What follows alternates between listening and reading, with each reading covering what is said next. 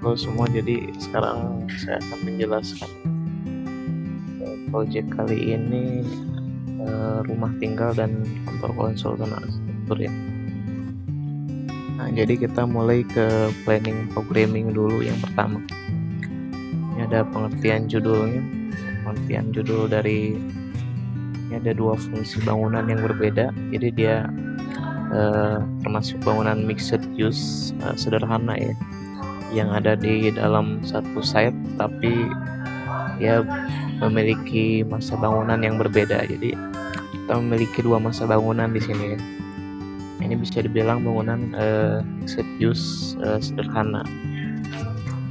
Ini adalah pengertian dari rumah tinggal, adalah bangunan yang berfungsi sebagai rumah atau tempat tinggal ya, atau hunian.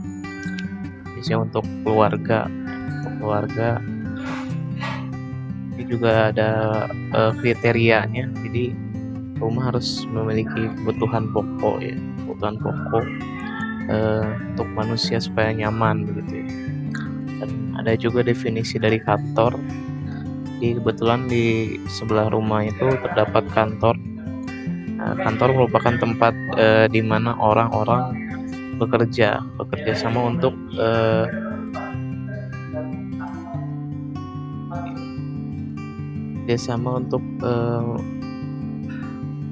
capai suatu tujuan yang telah ditetapkan ya, kantor itu ya. Terdapat karyawan dan lain-lain dan pimpinan begitu ya di dalam bangunan kantor itu. Ini ada tujuan proyek juga, tujuan fungsionalnya dia menyiapkan tempat rumah tinggal dan tempat bekerja ya. Selain rumah tinggal dia menyediakan juga tempat untuk kerja, yaitu konsultan, kantor konsultan di situ ya.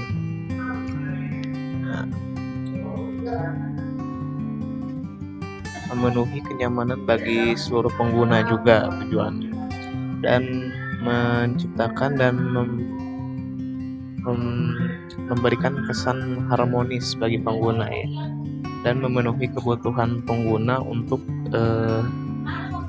mendatangkan privasi ya. Nah, ini penting ya.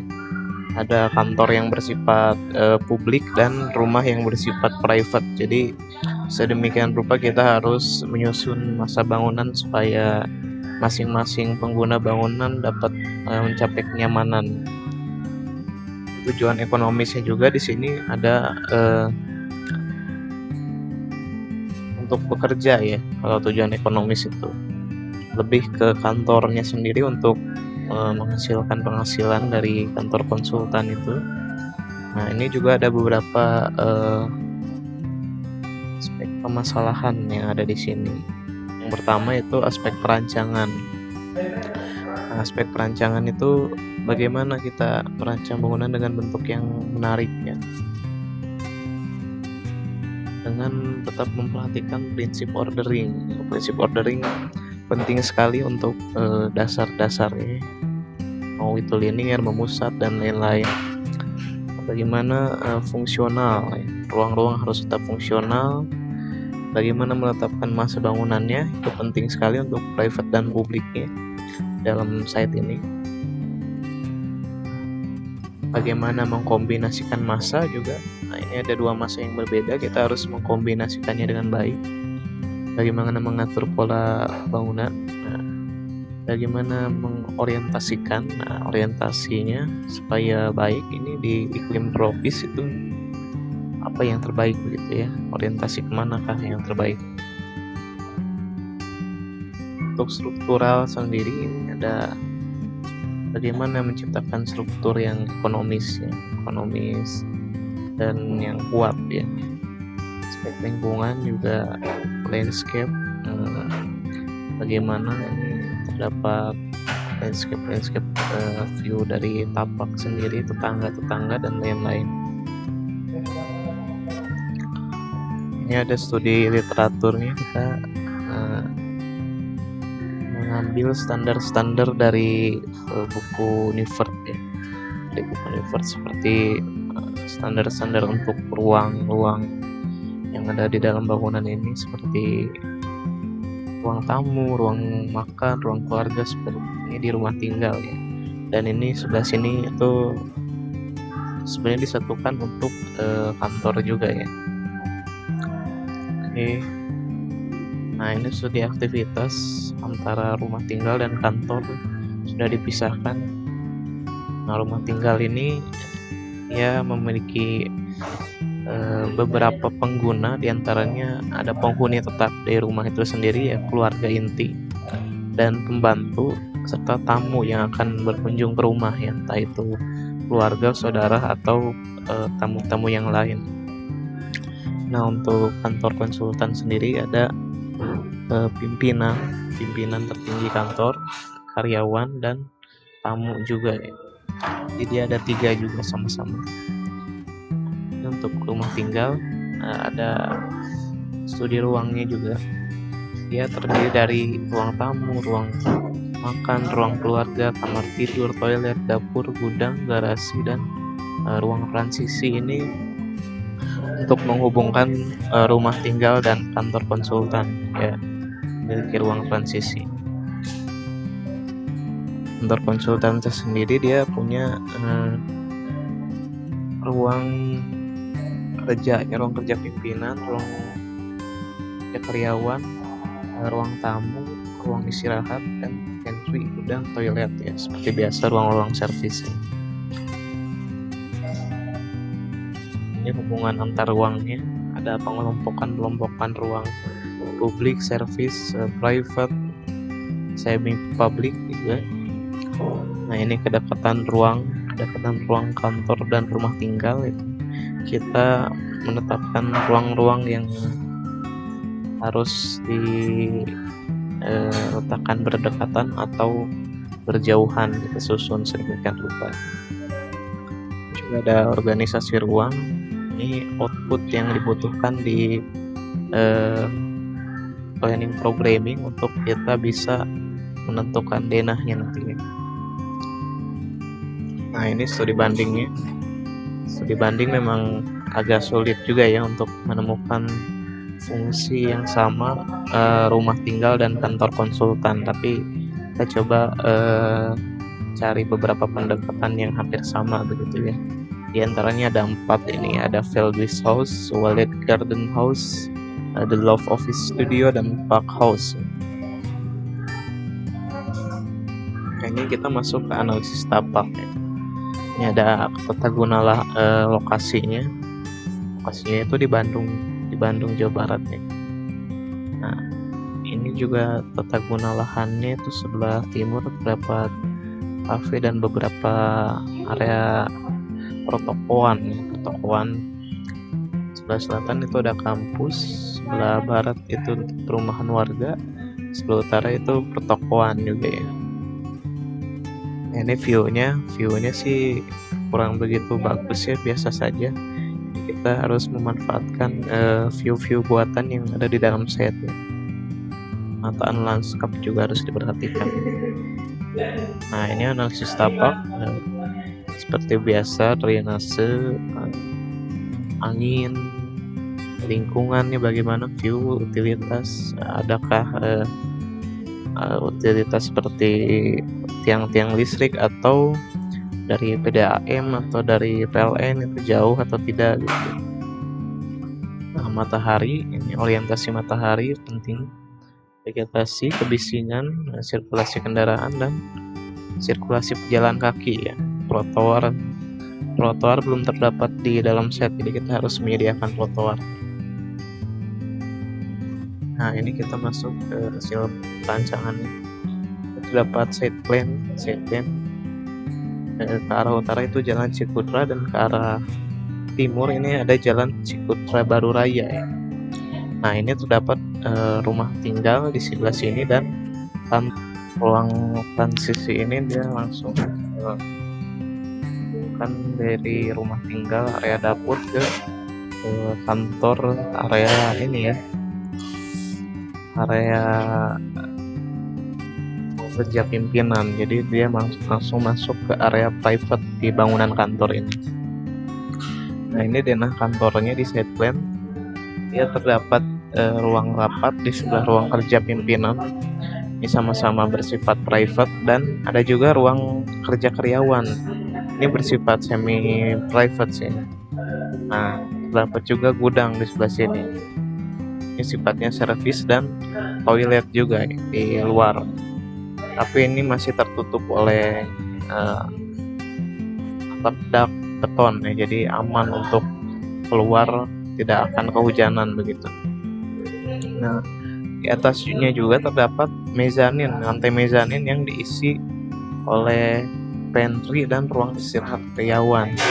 Nah, di bagian paling depan terdapat lobi untuk menerima tamu-tamu konsultannya.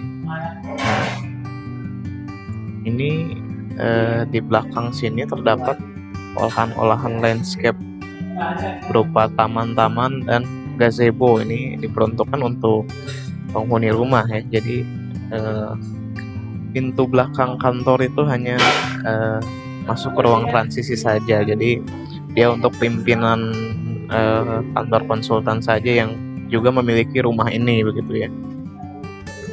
Di sini juga ada kolam renang yang sifatnya sangat private. Nah, ini ditutupi oleh pagar sampai sini ya. Nah, ini terbuka untuk taman-tamannya. Dia langsung menghadap ke Jalan Cikutra Baru Raya. Tapi dia memiliki jalan yang tidak terlalu ramai ya untuk Cikutra Baru Raya ini, karena masuk ke jalan perumahan. Nah, untuk di depan ini kita menyediakan parkir untuk klien-klien konsultan, parkir mobil dan parkir motor. Untuk milik rumah dia parkir di dalam garasinya itu terdapat di sebelah sini. Jadi untuk masuk ke dalam set ini kita masuk dari Jalan Cikutra ya, dan keluar juga ke Jalan Cikutra, karena jalan ini cukup ramai dan lebar ya. Jadi gampang untuk terlihat orang jalan ini dibandingkan Jalan Cikutra Baru Raya yang memiliki tingkat keramaian lebih ini ya, sedikit. Ini untuk tampak set jalan utama. Jadi kita memiliki pendekatan ke konsep arsitektur kolonial. Nah, ini ada pengolahan atap yang membentuk skyline. Ini ada atap gambrel untuk bangunan kantor, dan atap piramid dan atap perisai buntung untuk fasad depan pintu masuk. Ini untuk garasinya dan pintu masuk langsung ke teras. Kita juga mengekspresikan menara ini untuk penghargaan pada notes jalan. Di sini kebetulan lokasi set kan berada di persimpangan, berada di hub. Kita menempatkan jam dan lorong udara ini juga untuk sirkulasi udara, lubang-lubang ini ya. Di garasi ini penghawaan alaminya cukup baik ya, dari udara dari sini masuk dalam. Nah, ini ada sini terdapat air mancur untuk point of view ke dalam sayap ya. Jadi ini untuk peralihan juga sebenarnya, untuk pengalihan perhatian. Dan terdapat tembok glass block ya, yang belakang itu ke area private, jadi dia tertutup ya. Jadi dia bersifat private, tertutup dari jalan utama, tidak terlihat. Dan ini ada pintu samping yang masuk menuju kantor. Jadi kantor memiliki pintu samping. Ini tampak dari Jalan Cikutra Baru Raya. Dapat gazebo yang di belakang tadi, peruntukannya untuk penghuni rumah, dan kita juga menyediakan trotoar di sini. Nah, ini denah rumah lantai 1 ya. Terdapat teras di depan, garasi. Dari garasi ini kita bisa langsung masuk ke dalam kamar, yaitu kamar tamu dan kamar pembantu. Jadi ketika turun dari mobil, tamu itu tidak perlu melewati ruang tamu ya. Jika ruang tamunya masih terdapat tamu, jadi tidak mengganggu tamu yang ada di sini gitu. Begitupun untuk penghuni rumah, mereka bisa langsung masuk melalui jalan ini ya. Itu langsung tembus ke ruang makan dan ini terdapat tangga untuk lantai 2. Di bawah tangga juga terdapat gudang, kita manfaatkan ruang semaksimal mungkin. Juga terdapat dapur di sini. Nah, ini terdapat toilet nih. Toilet yang langsung dekat dengan kolam renang sebenarnya di belakang ini. Jadi untuk memudahkan bilas juga ya. Mungkin kita memerlukan mandi dan bilas ya, jadi cukup dekat dengan toilet.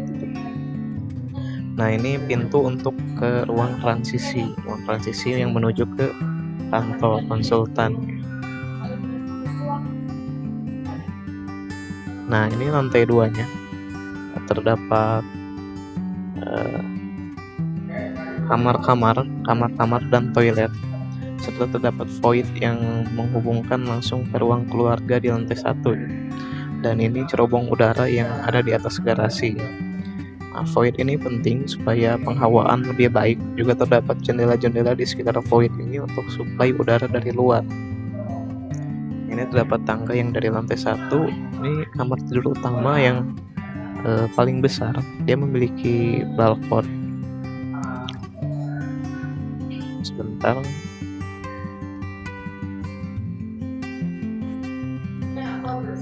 Dia memiliki balkon di sini dan toilet tersendiri ya, karena dia bersifat private ya. Dan ruang tidur anak ya. Jadi mereka itu memiliki 2 anak laki-laki dan perempuan. Di sini ada tidur anak laki-laki dan perempuan.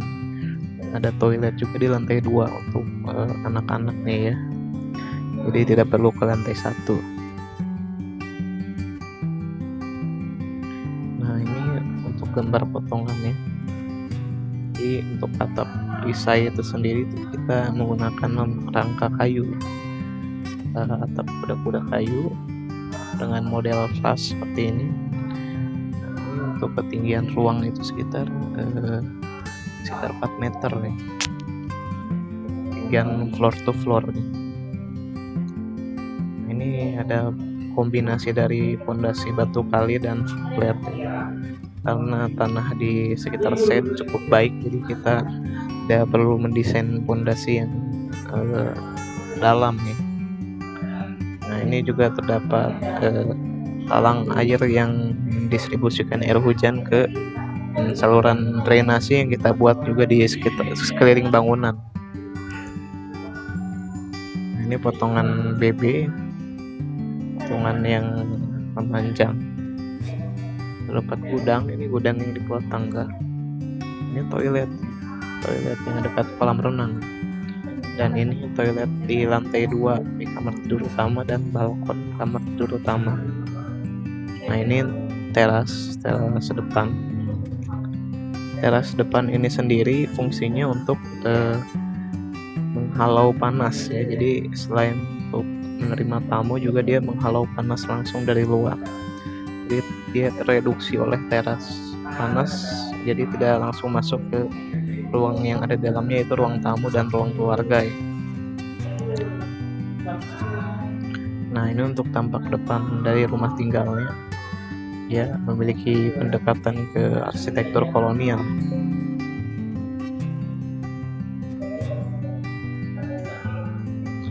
Dan penutup atap sirap dan batu kali supaya tidak kotor. Ini berwarna hitam ya. Nah, tampak sampingnya seperti ini, olah sedemikian rupa dengan pendekatan arsitektur kolonial. Ya, mungkin sekian video penjelasan dari saya. Kurang lebihnya mohon maaf. Terima kasih.